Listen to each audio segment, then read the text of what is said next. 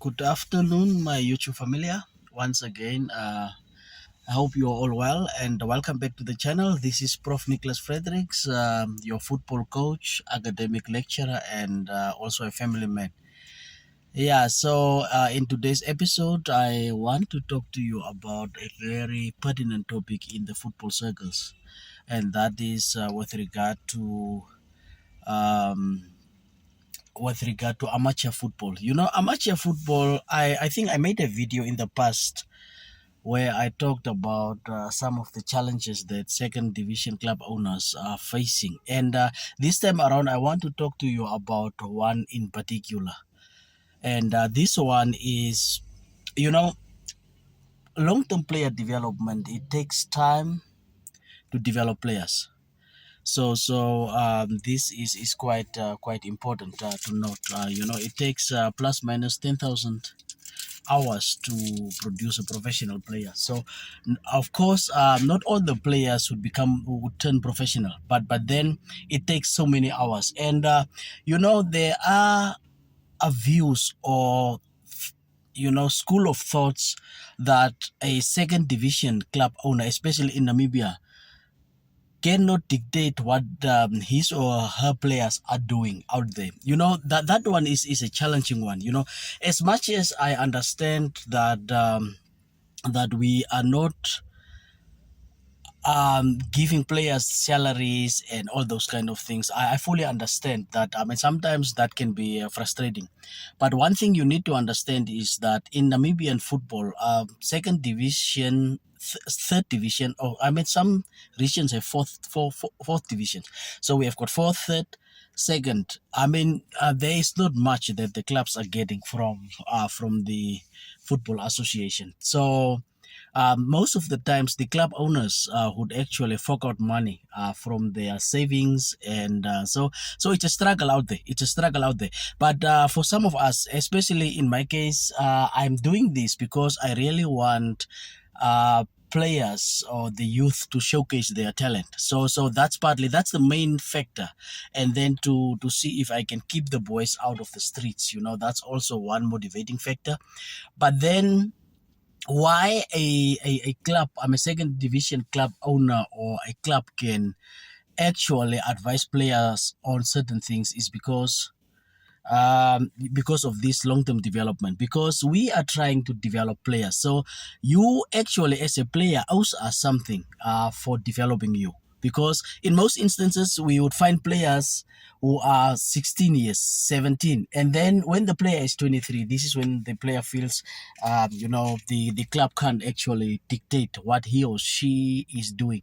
And that's a challenging one because of this development. It takes time to develop players. Sometimes you'd find that players come, they've got a little bit of technical ability, but then football is built around, I mean, those performance factors that we actually see, and we would actually go around those performance factors. The technical side, that's, I mean, so the player would sharpen your technical aspects in the game, the tactical side as well, and then we are also looking at the physical attributes. Think about it. You join my team, and then you were very young, skinny, small, and then after a few years, we have been building the muscle, I mean, the physical side, which is needed in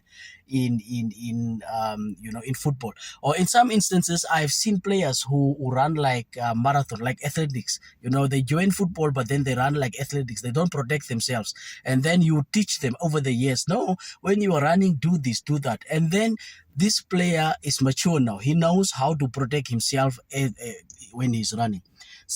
And then a player feels that, I mean, a team can't say anything. And then we also have got the nutritional aspect. I know most of the second division clubs are not trying, but some of us are trying, whereby we make sure that the players need to get something to eat and all that. And then also, the other two factors, the social and psychological, those ones are the most difficult that I am having a challenge with in my club, at Mighty United FC, whereby the players are, we are trying, but then the social side, they don't have friends that are are progressive, so it becomes a problem. And even the family may be struggling here and there, so there are no role models in the family. And such challenges are there, but those are the most important. And then the social side, I mean, we are in a space where people don't understand football. In Namibia, people don't understand football. We are a little bit illiterate when it comes to football, whereby people feel that football is not important. So that one. Now, I mean, a boy is trying. You are trying to groom this boy. The boy is not doing very well at school, and you have seen something, I mean, in the boy, and then you are trying to actually see whether, if he doesn't succeed in school, at least he succeeds, I mean, through football. But then the parents may actually have a problem with the society. So those are some of the challenges that we have got. So why the club should be allowed to say something is because of this long-term development.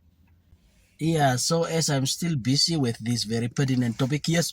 So and also what we need to understand is that these club owners, they put so much effort into this football, and I'm telling you today that there's not much that the club owners are getting.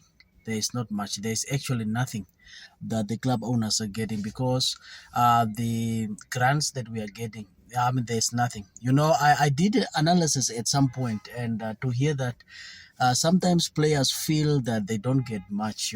So you need to credit us for one thing only, and that is your development, your football development. So that's the most important thing. So you must understand that as long as we give you football development, and as long as you are able to showcase your potential, then, I mean, you must appreciate. Like some of us, we are certified. We are certified with coaching licenses, but uh we don't even charge anything. I know, if you join some of the academies in Windhoek, for example, then you will pay a lot of money, for the same things that I share with my players at Mighty United FC. The same things. I mean, there is nothing. If someone has got a CAF C license, it doesn't matter at which academy the person is, or a CAF B or a CAF A. Those licenses, I mean, it's the same. It's the same. So it's not about where you are. You can be at the Premier League. If, I mean, like, for example, I know someone with a CAF A license who is at one of our second division clubs, and I mean, the wealth of knowledge he shares with his players, that should count for something. You can't expect that club to give you anything whatsoever. I mean, by virtue of appointing such a coach, a renowned coach in Namibia, who has been at national level, oh my God, you must thank, I mean, that club, and you must thank just to hear something from that particular coach. So we need to appreciate such opportunities. We need to appreciate such opportunities, and for us, it's more about development.